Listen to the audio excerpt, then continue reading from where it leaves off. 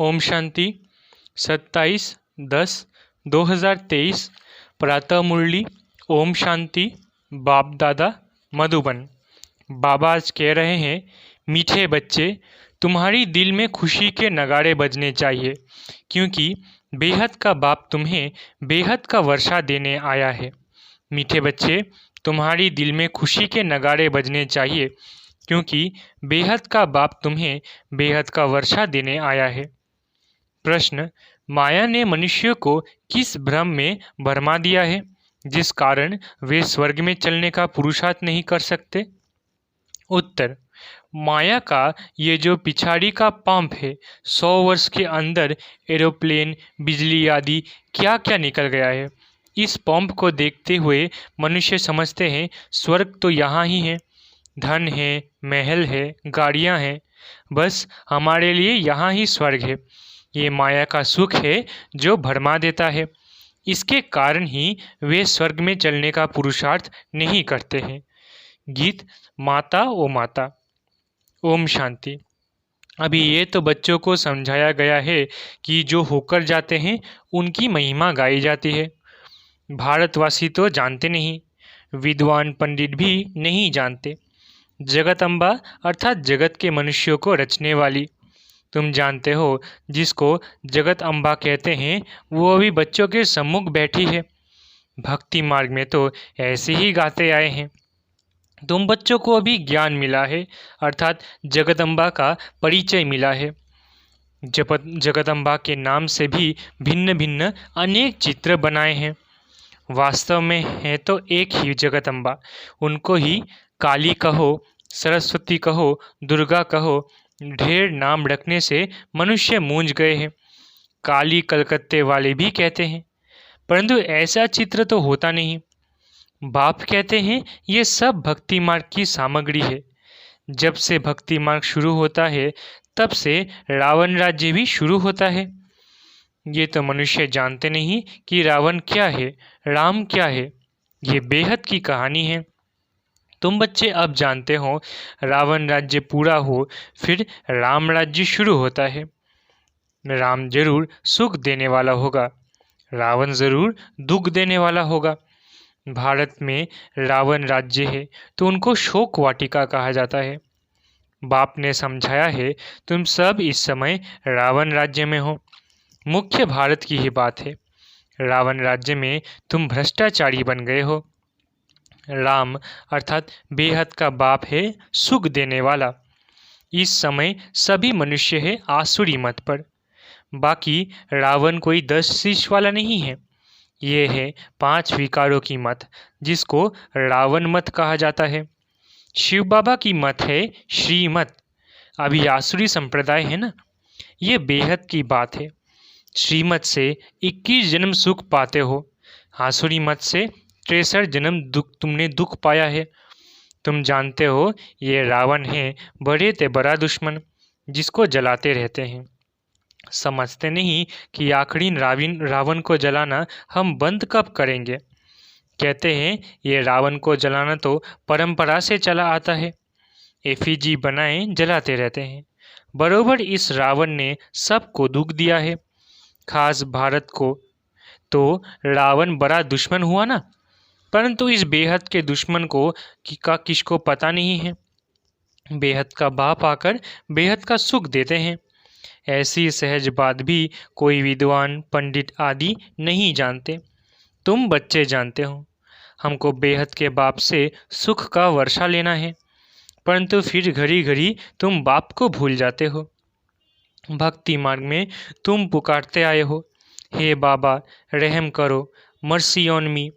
Mercy तो करता रहता हूँ। जिस भावना से देवताओं की पूजा करते हैं तो अल्पकाल का सुख ज़रूर देता हूँ, और कोई सुख दे नहीं सकता। मैं ही सुखदाता। भक्ति मार्ग में भी देने वाला मैं हूँ। कहते हैं गॉडफादर ने ये दिया, भगवान के लिए कहते हैं। फिर ऐसे क्यों कहते हो ये धन फलाने साधु ने दिया, जबकि सुख देने वाला है ही एक बाप। गाते भी है, हे भगवान हमारे दुख दूर करो। फिर ऐसे क्यों कहते फलाने साधु ने हमारा ये दुख दूर किया, बच्चा दिया। समझते हैं उनकी कृपा से सुख मिला। धंधे में फायदा होता है तो समझते हैं गुरु कृपा हुई। नुकसान होता है तो ऐसे नहीं कहते कि गुरु की अकृपा हुई। बेचारे भक्त लोग समझने बिगड़ जो आया सो कहते रहते हैं, जो सुनते उस पर फॉलो करते रहते हैं। ये भी ड्रामा। अब बाप आकर तुम्हें अपना बनाते हैं।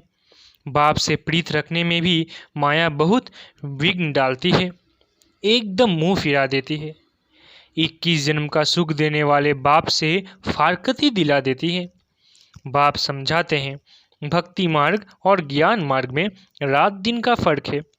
भक्ति करते करते जब कंगाल बन जाते हैं तब फिर बाप आकर ज्ञान देकर 21 जन्म के लिए तुमको माला माल कर देते हैं। वह भक्ति तो तुम जन्म बाई जन्म करते रहे, अल्पकाल सुख मिलता है, दुख तो बहुत है ना। बाप कहते हैं मैं आया हूँ तुम्हारा जो गवाया हुआ राज्य है वो देने।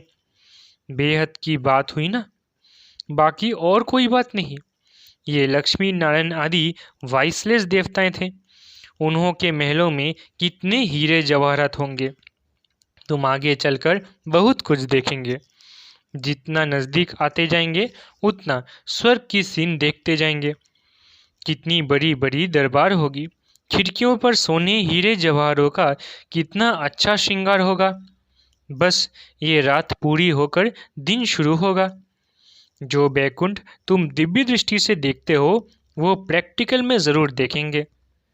जो विनाश दिव्य दृष्टि से देखा है वो फिर प्रैक्टिकल में देखेंगे। तुम्हारे अंदर तो खुशी के नगाड़े बजने चाहिए। हम बेहद के बाप से बेहद का वर्षा ले रहे हैं। ये चित्र तो कोई एक्यूरेट नहीं है, वह तुम सब दिव्य दृष्टि से देखते हो। वहाँ जाकर रास आदि करते हो। कितने चित्र आदि बनाते थे। जो कुछ दिव्य दृष्टि से बाप ने दिखाया है वो फिर प्रैक्टिकल ज़रूर होगा। तुम जानते हो यह चीची दुनिया खत्म हो जाएगी। तुम यहाँ बैठे हो श्रीमत पर अपना स्वराज्य लेने के पुरुषार्थ में। कहाँ वो भक्ति मार्ग, कहाँ ये ज्ञान मार्ग। यहाँ भारत का हाल देखो क्या हुआ है। खाने के लिए अन्न नहीं, बड़े बड़े प्लान बना रहे हैं। टाइम है बाकी थोड़ा, उनका प्लान और तुम्हारा प्लान देखो कैसा है। ये बातें कोई शास्त्रों में नहीं है। रामायण आदि में कितनी कहानियाँ लिख दी है, परंतु ऐसे तो है नहीं। रावण को फिर वर्ष वर्ष क्यों जलाते हैं? रावण को जलाया तो वो खत्म हो जाना चाहिए ना। भक्ति मार्ग की आमदनी कैसी और ज्ञान मार्ग की आमदनी कैसी है? बाबा एकदम भंडारा भर देते हैं। उसके लिए मेहनत है, पवित्र ज़रूर रहना पड़े। गाते भी है अमृत छोड़ विष काहे को खाए। अमृत नाम से अमृतसर में एक तालाब बना दिया, तालाब में डुबकी मारते हैं। मानसरोवर नाम का भी एक तालाब बना दिया है, मानसरोवर का अर्थ भी नहीं समझते हैं। मानसरोवर अर्थात निराकार परमपिता परमात्मा ज्ञान सागर मनुष्य के तन में आकर ये ज्ञान सुनाते हैं। मनुष्यों ने कथा आदि कितनी बैठ बनाई है। सर्वशास्त्र में शिरोमणि गीता, फिर उसमें श्री कृष्ण वाच लिख दिया। फिर श्री कृष्ण के लिए भी कितनी बातें लिख दी है।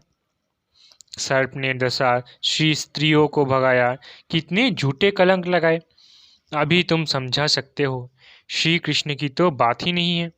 ये तो ब्रह्मा द्वारा परमपिता परमात्मा सभी वेदों शास्त्रों ग्रंथों का सार बैठ बतलाते हैं।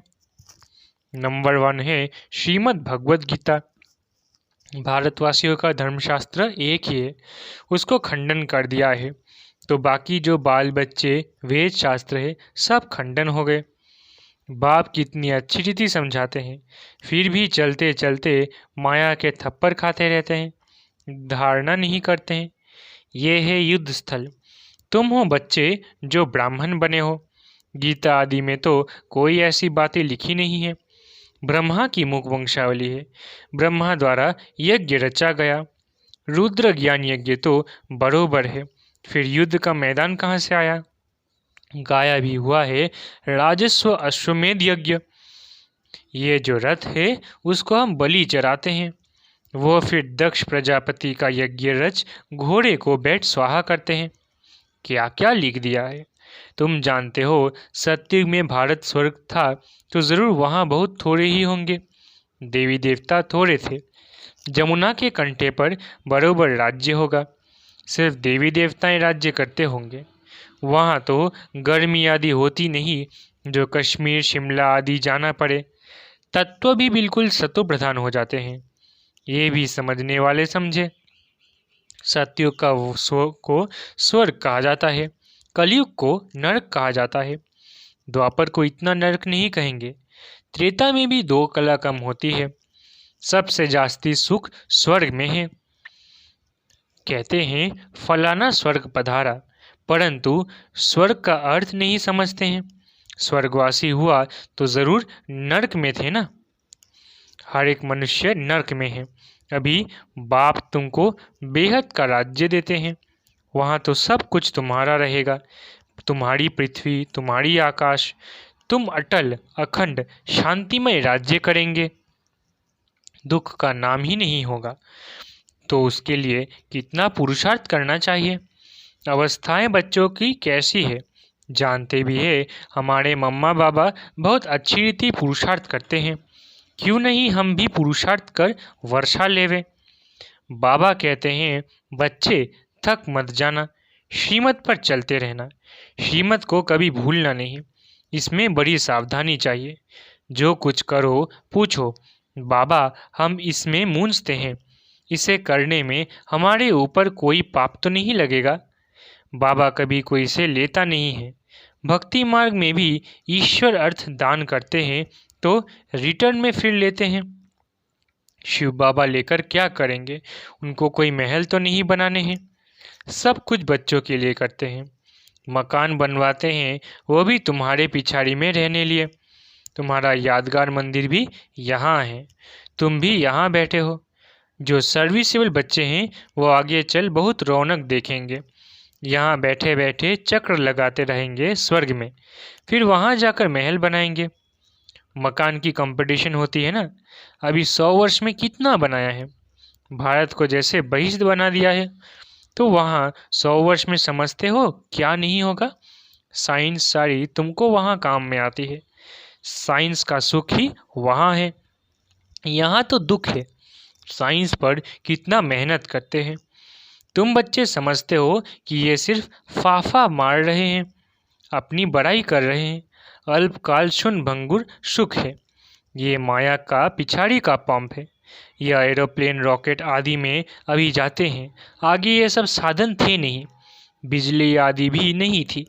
ये सब है माया का सुख जो मनुष्य को भरमाता है। मनुष्य समझते हैं बस यही स्वर्ग है। विमान आदि स्वर्ग में थे, अभी स्वर्ग है ना। ये नहीं समझते कि स्वर्ग के लिए तो अब तैयारी हो रही है। समझते हैं धन है, महल है, बस हमारे लिए यहाँ ही स्वर्ग है। अच्छा, तुम्हारा तकदीर में यही स्वर्ग है। हमको तो मेहनत कर सच्चे सच्चे स्वर्ग में चलना है, जिसके लिए तुम पुरुषार्थ करते हो। पुरुषार्थ में ढीला नहीं पड़ना है। गृहस्थ व्यवहार में रहे पुरुषार्थ करना है, सर्विस करनी है। खुद पवित्र बन, फिर अपने मित्र संबंधियों आदि को भी लायक बनाओ। मीठी मीठी बातें सुनाओ। बाबा ने 2 बाप की पॉइंट बहुत अच्छी रीति समझाई। वर्षा बाप से मिलता है जायदाद का। अच्छा, मीठे मीठे सिकिलधे बच्चों प्रति माता पिता बाप दादा का याद प्यार और गुड मॉर्निंग। रूहानी बाप की रूहानी बच्चों को नमस्ते। हम रूहानी बच्चों की रूहानी माता पिता बाप दादा को याद प्यार, गुड मॉर्निंग और नमस्ते नमस्ते नमस्ते। शुक्रिया बाबा। धारणा के लिए मुख्य सार। पहला, पुरुषार्थ में कभी थकना नहीं है। बड़ी सावधानी से श्रीमत पर चलते रहना है, मूंझना नहीं है। दूसरा, कोई भी पाप कर्म नहीं करना है। सच्चे सच्चे स्वर्ग में चलने लिए पवित्र बनने और बनाने की सेवा करनी है। वरदान, निश्चय बुद्धि बन, लौकिक में अलौकिक भावना रखने वाले डबल सेवाधारी ट्रस्टी भव। वरदान, निश्चय बुद्धि बन, लौकिक में अलौकिक भावना रखने वाले डबल सेवाधारी ट्रस्टी भव। कई बच्चे सेवा करते करते थक जाते हैं, सोचते हैं ये तो कभी बदलना ही नहीं है। ऐसे दिल शिकस्त नहीं बनो, निश्चय बुद्धि बन मेरेपन के संबंध से न्यारे हो चलते चलो। कोई कोई आत्माओं का भक्ति का हिसाब चुकतू होने में थोड़ा समय लगता है, इसलिए धीरज धर साक्षीपन की स्थिति में स्थित हो, शांत और शक्ति का सहयोग आत्माओं को देते रहो। लौकिक में अलौकिक भावना रखो, डबल सेवाधारी ट्रस्टी बनो। स्लोगन: अपनी श्रेष्ठ वृत्ति से वायुमंडल को श्रेष्ठ बनाना यही सच्ची सेवा है। स्लोगन: अपनी श्रेष्ठ वृत्ति से वायुमंडल को श्रेष्ठ बनाना यही सच्ची सेवा है। अच्छा, ओम शांति। शुक्रिया बाबा।